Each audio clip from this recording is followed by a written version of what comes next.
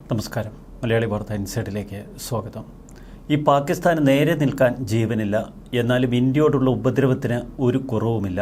ഐക്യരാഷ്ട്രസഭയുടെ മനുഷ്യാവകാശ കൗൺസിൽ യോഗത്തിൽ പാകിസ്ഥാനെതിരെ ഇന്ത്യ രൂക്ഷ വിമർശനമുയർത്തി. രാജ്യാന്തര സഹായങ്ങൾ കൊണ്ട് മാത്രം ജീവിക്കുന്ന ഒരു പാവപ്പെട്ട രാജ്യമാണ് പാകിസ്ഥാൻ. ഇതൊരു പരാജയപ്പെട്ട രാഷ്ട്രമാണ്. യുഎന്നിലെ ഇന്ത്യയുടെ സ്ഥിരം പ്രതിനിധി ക്ഷിതിജ് ത്യാഗിയാണ് ഇത്തരമൊരു പരാമർശം നടത്തിയത്. ജമ്മു കാശ്മീരിലെ മനുഷ്യാവകാശ ലംഘനങ്ങളെക്കുറിച്ചുള്ള പാകിസ്ഥാൻ നിയമമന്ത്രി അസം നസീർ തരാറിന്റെ ആരോപണങ്ങൾക്ക് മറുപടി പറയുകയായിരുന്നു ഇന്ത്യ. പാകിസ്ഥാനിലെ നേതാക്കൾ അവരുടെ സൈനിക ഭീകരവാദ കൂട്ടുകെട്ട് കൈമാറുന്ന നുണകൾ പ്രചരിപ്പിക്കുന്നത് ഖേദകരമാണ്. അസ്ഥിരതയിൽ അഭിവൃദ്ധി പ്രാപിക്കുകയും രാജ്യാന്തര സഹായങ്ങൾ കൊണ്ട് അതിജീവിക്കുകയും ചെയ്യുന്ന ഒരു പരാജയപ്പെട്ട രാജ്യം. ഈ പാകിസ്ഥാന്റെ പേരിൽ യുഎൻ മനുഷ്യാവകാശ കൗൺസിലിന്റെ സമയം പാഴാക്കുന്നത് നിർഭാഗ്യകരമാണ്. പാകിസ്ഥാനിലെ കാര്യക്ഷമമല്ലാത്ത സർക്കാർ മനുഷ്യത്വരഹിതമായ പ്രവൃത്തികളിലാണ് ശ്രദ്ധ പുലർത്തുന്നത്. ഇന്ത്യ ജനാധിപത്യത്തിലും പുരോഗതിയിലും ജനങ്ങളുടെ അന്തസ് ഉറപ്പാക്കുന്നതിലുമാണ് ശ്രദ്ധിക്കുന്നത്. പാകിസ്ഥാൻ ഇനി പഠിക്കേണ്ടത് മൂല്യങ്ങളാണ്. ജമ്മു കാശ്മീരും ലഡാക്കുമൊക്കെ ഇന്ത്യയുടെ അവിഭാജ്യ ഘടകങ്ങളാണ്. കഴിഞ്ഞ കുറച്ചു വർഷത്തിനുള്ളിൽ ജമ്മു കാശ്മീർ കൈവരിച്ച സാമൂഹിക സാമ്പത്തിക രാഷ്ട്രീയ വളർച്ച പാകിസ്ഥാൻ കണ്ടുപഠിക്കണം. പതിറ്റാണ്ടുകളായി പാകിസ്ഥാന്റെ ഭീകരപ്രവർത്തനങ്ങളാൽ മുറിവേറ്റ പ്രദേശങ്ങളിൽ ഇപ്പോൾ സാധാരണ നില കൊണ്ടുവരാനുള്ള ഇന്ത്യയുടെ ശ്രമങ്ങൾ പാകിസ്ഥാൻ കൂടി മനസ്സിലാക്കണം. യുഎൻ മനുഷ്യാവകാശ കൗൺസിലിൽ ഇത്തരമൊരു പരാമർശം ഇന്ത്യ നടത്തുമ്പോൾ ചില നഗ്നസത്യങ്ങൾ നമ്മൾ മനസ്സിലാക്കണം. ഇപ്പോൾ പാകിസ്ഥാന്റെ ഭീകരപ്രവർത്തനങ്ങൾ അവരുന്നം വയ്ക്കുന്നത് കാശ്മീരിനേക്കാൾ കൂടുതൽ മറ്റ് ചില മേഖലകളിലാണ്. പശ്ചിമബംഗാളിലെ മാൾഡ ജില്ലയിലെ ബബങ്കോളയിൽ നിന്ന് തീവ്രവാദ ബന്ധമുണ്ട് എന്ന് സംശയിക്കുന്ന 3 അനധികൃത ബംഗ്ലാദേശികളെ ഇന്നലെ അറസ്റ്റ് ചെയ്തു. പശ്ചിമബംഗാൾ പോലീസാണ് ഇവരെ അറസ്റ്റ് ചെയ്തത്. ബംഗ്ലാദേശുമായുള്ള അന്താരാഷ്ട്ര അതിർത്തിയിൽ നിന്ന് ഏകദേശം 10 കിലോമീറ്റർ അകലെയാണ് മൂവരെയും അറസ്റ്റ് ചെയ്തത്. ചില പ്രത്യേക ഉദ്ദേശത്തോടെ ഇന്ത്യൻ ഭാഗത്തേക്ക് പ്രവേശിച്ച അനധികൃത ബംഗ്ലാദേശി കുടിയേറ്റക്കാരെയാണ് അറസ്റ്റ് ചെയ്തതെന്ന് പശ്ചിമബംഗാൾ പോലീസ് പറയുന്നു. റോഡ്, റെയിൽവേ ശൃംഖലകൾ വഴി രാജ്യത്തേക്ക് കടക്കാൻ ഏറെ സാഹചര്യമുള്ളിടത്തു നിന്നാണ് ഈ അറസ്റ്റുകൾ. ചോദ്യം ചെയ്യലിൽ 3 പേരും ബംഗ്ലാദേശികളാണ് എന്ന് സമ്മതിച്ചു. കുറച്ച് ദിവസങ്ങൾക്ക് മുൻപ് അവർ ഇന്ത്യൻ പ്രദേശത്തേക്ക് പ്രവേശിച്ചു. ആരുടെ സഹായത്തിലാണ് ഇവർ ഇന്ത്യയിൽ വന്നത് എന്ന ചോദ്യത്തിന് ഉത്തരമില്ല. പ്രതികരണങ്ങളിൽ പൊരുത്തക്കേടുണ്ട് എന്ന് പോലീസ് പറഞ്ഞു. ഇതാണ് അവരുടെ തീവ്രവാദ ബന്ധത്തെക്കുറിച്ച് പോലീസിന് സംശയം ജനിപ്പിച്ചതും. സംസ്ഥാന കേന്ദ്ര സുരക്ഷാ ഏജൻസികൾ ബംഗ്ലാദേശുമായുള്ള അന്താരാഷ്ട്ര അതിർത്തികൾക്ക് സമീപമുള്ള ഗ്രാമങ്ങളിൽ ഇപ്പോൾ ജാഗ്രതയോടെ നിലയുറപ്പിച്ചു. ഏതാനും ആഴ്ചകൾക്ക് മുൻപ് അനധികൃതമായി കൊച്ചിയിൽ താമസിച്ചിരുന്ന ബംഗ്ലാദേശ് പൗരന്മാരായ 27 പേർ പിടിയിലായിരുന്നു. മുനമ്പത്ത് നിന്നാണ് ഇവരെ പിടികൂടിയത്. ആലുവ പോലീസും തീവ്രവാദ വിരുദ്ധ സേനയും സംയുക്തമായി നടത്തിയ റെയ്ഡിലാണ് ഇവർ പിടിക്കപ്പെടുന്നത്. ക്ലീൻ റൂറൽ എന്ന പേരിൽ കൊച്ചിയിൽ നടത്തുന്ന പരിശോധനയിലാണ് ഈ ബംഗ്ലാദേശികൾ പിടിയിലകപ്പെട്ടത്. ഇതര സംസ്ഥാന തൊഴിലാളികളെന്ന വ്യാജേന മുനമ്പത്തെ ലേബർ ക്യാമ്പിൽ ഇവർ താമസിച്ചു വരികയായിരുന്നു. സ്ത്രീകളടക്കമാണ് ഈ സംഘത്തിലുണ്ടായിരുന്നത്. 50ഓളം പേരെ കസ്റ്റഡിയിലെടുത്തതിൽ 23 പേർ ബംഗ്ലാദേശികളാണ് എന്ന് തിരിച്ചറിഞ്ഞു. രാത്രി 12 മണിക്ക് നടത്തിയ റെയ്ഡ്. 1 വർഷത്തോളം ഇവർ സ്വൈര്യമായി കേരളത്തിൽ ഒളിച്ചു താമസിച്ചിരുന്നു എന്ന് ഞെട്ടിക്കുന്ന വിവരവും പുറത്തുവന്നു. ഇവിടെയാണ് കേന്ദ്രം നടത്തുന്ന ചില വെളിപ്പെടുത്തലുകളുടെ ആഴം നമ്മൾ പരിശോധിക്കേണ്ടത്. ഇന്ത്യയിൽ ജിഹാദി പ്രവർത്തനങ്ങൾ നടത്തുന്നതിനായി പാകിസ്ഥാൻ രഹസ്യാന്വേഷണ ഏജൻസിയായ ISI റോഹിംഗ്യൻ മുസ്ലിമുകളെ ഉപയോഗിക്കുന്നതായി റിപ്പോർട്ട് വരുന്നു.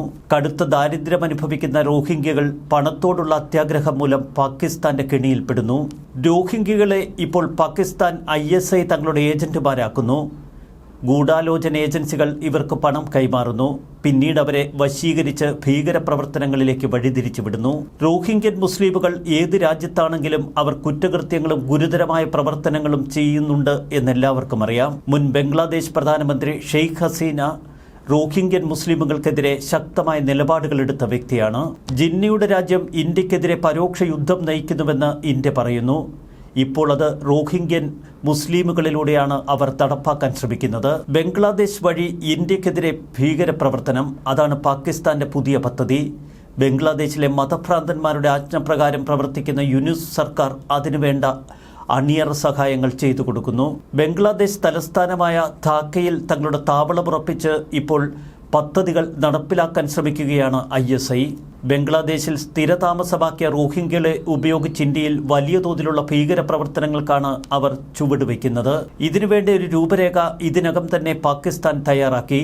ബംഗ്ലാദേശിന് തലവേദനയായി മാറിയിരിക്കുന്ന റോഹിംഗ്യകളെ ആയുധ പരിശീലനം നൽകി പാകിസ്ഥാൻ ഇന്ത്യയിലേക്ക് നുഴഞ്ഞു കയറാനുള്ള പദ്ധതിയാണ് ആവിഷ്കരിക്കുന്നത്. വിശ്വസനീയമായ സ്രോതസ്സുകൾ ഉദ്ധരിച്ചുകൊണ്ട് ചില ദേശീയ മാധ്യമങ്ങൾ ഇത് സംബന്ധിച്ച വിശദമായ വാർത്തകൾ നൽകിയിരിക്കുന്നു. ബംഗ്ലാദേശിലെ മതഭ്രാന്തുള്ള ഗ്രൂപ്പുകൾ ഇതിൽ സഹായവും നൽകുന്നു. ഇന്ത്യയുടെ കിഴക്കൻ അതിർത്തികളിലാണ് ISIയുടെ കണ്ണിപ്പോൾ. ഈ ഗൂഢാലോചന നടപ്പിലാക്കാൻ ചുമതലയേറ്റ ISI അതിന് അന്തിമ രൂപം നൽകുന്നതിന്റെ തിരക്കിലാണ്. റോഹിംഗ്യകൾക്ക് ആയുധങ്ങൾ കൈമാറുമെന്നും അവർ അതിവേഗം ഇന്ത്യയിലേക്ക് കടക്കുമെന്നുമാണ് ഏറ്റവും ഒടുവിൽ പുറത്തുവരുന്ന റിപ്പോർട്ടുകൾ. അതുകൊണ്ട് തന്നെ കേരളം ഉൾപ്പെടെയുള്ള സംസ്ഥാനങ്ങൾ കൂടുതൽ ജാഗ്രത പാലിക്കേണ്ടിയിരിക്കുന്നു. ഇന്ത്യൻ സംസ്ഥാനങ്ങളായ മിസോറാം, ത്രിപുര എന്നിവയുടെ അതിർത്തികൾക്കടുത്തുള്ള ബംഗ്ലാദേശ് പ്രദേശങ്ങളിൽ പരിശീലന കേന്ദ്രങ്ങൾ സ്ഥാപിക്കുന്നതിലൂടെ റോഹിംഗ്യകളെയും അൽഖ്വയ്ദയെയും ഭീകരത പ്രചരിപ്പിക്കുന്നതിനുള്ള തന്ത്രങ്ങൾ പഠിപ്പിക്കാൻ കഴിയുമെന്ന് മുൻപ് തന്നെ ISI പറഞ്ഞിട്ടുണ്ട്. നിലവിലെ മുഹമ്മദ് യൂനുസ് സർക്കാർ ബംഗ്ലാദേശ് ജയിലുകളിൽ തടവിലാക്കപ്പെട്ട നിരവധി ഭീകരരെ വിട്ടയച്ചു കഴിഞ്ഞു. ഇത്തരം നൂറുകണക്കിന് ഭീകരർ ഇപ്പോൾ അവിടുത്തെ അൽഖ്വയ്ദ നേതാക്കളുമായി ബന്ധപ്പെടുന്നു. ഇന്ത്യയെ വെറുക്കുകയും പാകിസ്ഥാനെ പുകഴ്ത്തുകയും ചെയ്യുന്ന ഇത്തരം തീവ്രവാദികളെ മുൻ ഹസീന സർക്കാർ പൂർണ്ണമായി നിയന്ത്രിച്ചിരുന്നു. എന്നാൽ ഇന്ത്യ വിരുദ്ധ നടപടികൾക്ക് ഇവരെ ഉപയോഗപ്പെടുത്താൻ കഴിയും എന്ന് ബംഗ്ലാദേശ് ഭരണകൂടത്തെ ISI ഉപദേശിച്ചതിലൂടെയാണ് ഈ പുതിയ പദ്ധതിയുടെ പിറവി. 2017 ബംഗ്ലാദേശിലേക്ക് പലായനം ചെയ്ത റോഹിംഗ്യകൾ അതിനുശേഷം അവർ അവിടെ താമസിച്ച് ആ രാജ്യത്തെ നശിപ്പിക്കുന്നുവെന്ന പരാതി നേരത്തെ ഉയർന്നിരുന്നു. അവരുടെ എണ്ണം ഏകദേശം 9 ലക്ഷം വരുമെന്നാണ് കണക്ക്. മയക്കുമരുന്ന് കടത്ത്, കവർച്ച, മോഷണം, തീവ്രവാദ പ്രവർത്തനങ്ങൾ എന്നിവയിലാണ് റോഹിംഗ്യകൾ കൂടുതലായി ശ്രദ്ധിക്കുന്നത്. ഒരു വശത്ത് പാകിസ്ഥാൻ ഇപ്പോഴും ഇന്ത്യയെ നശിപ്പിക്കാനായി ശ്രമിക്കുന്ന നിരവധി റിപ്പോർട്ടുകൾ. ഇതിന് തക്ക മറുപടി പറഞ്ഞു ഇക്കഴിഞ്ഞ ദിവസം S. ജയശങ്കർ.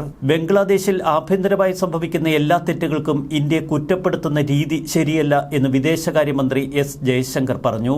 ശനിയാഴ്ച ഡൽഹി സർവകലാശാല സാഹിത്യോത്സവത്തിൽ സംസാരിക്കുകയായിരുന്നു അദ്ദേഹം. ഇടക്കാല സർക്കാരിലെ ആരെങ്കിലുമൊക്കെ എല്ലാ ദിവസവും എഴുന്നേറ്റ് എല്ലാത്തിനും ഇന്ത്യയെ കുറ്റപ്പെടുത്തുന്നു. അവയിൽ ചിലത് തികച്ചും പരിഹാസ്യമാണ്. റോഹിംഗ്യകളെ കെട്ടയച്ചുവിട്ടതോടെ ഇപ്പോൾ ബംഗ്ലാദേശും വലിയ ആഭ്യന്തര പ്രശ്നത്തിലായി. രാജ്യത്തെ ക്രമസമാധാന നില തകരുകയാണ് എന്ന് ബംഗ്ലാദേശ് സൈനിക മേധാവി ജനറൽ വക്കർ ഉസ്മാൻ പറഞ്ഞു. രാഷ്ട്രീയ പ്രക്ഷുബ്ധതയാണ് സാമൂഹിക രാഷ്ട്രീയ പ്രതിസന്ധിയിലേക്ക് ബംഗ്ലാദേശിനെ നയിച്ചത്. രാജ്യത്തെ പൗരന്മാർ പരസ്പരം അധിക്ഷേപിക്കുന്നതിൽ മുഴുകിയിരിക്കുന്നു. ഇന്ന് നമ്മൾ അഭിമുഖീകരിക്കുന്ന അരാജകത്വം നമ്മുടെ തന്നെ സൃഷ്ടിയാണെന്നും അദ്ദേഹം തുറന്നു പറഞ്ഞു. കാര്യക്ഷമമല്ലാത്ത പോലീസ് സേന സൈനികർക്ക് കൂടുതൽ ബാധ്യത വരുത്തിയെന്നും അദ്ദേഹം വ്യക്തമാക്കി. രാജ്യത്തെ ക്രമസമാധാന നില തകരുന്നതിന് ഇത് കാരണമായി. രാജ്യത്തിനകത്തുണ്ടാകുന്ന സംഘർഷങ്ങൾ ബംഗ്ലാദേശിന്റെ പരമാധികാരം ഇല്ലാതാക്കും. നിങ്ങൾ പരസ്പരം കൊല്ലുകയും മുറിവേൽപ്പിക്കുകയും ചെയ്യുന്നത് തുടരുകയാണെങ്കിൽ രാജ്യത്തിന്റെ സ്വാതന്ത്ര്യവും അഖണ്ഡതയും അപകടത്തിലാകും. രാഷ്ട്രീയക്കാർ പരസ്പരം പഴിചാരുന്നതിന്റെ തിരക്കിലാണ്. യൂനുസ് സർക്കാരിന്റെ സൈനിക മേധാവിയാണ് വക്കർ ഉസ്മാൻ. സൈനിക മേധാവി കൂടി തുറന്നു പറയുകയാണ് ഇപ്പോഴത്തെ ബംഗ്ലാദേശിന്റെ അവസ്ഥ.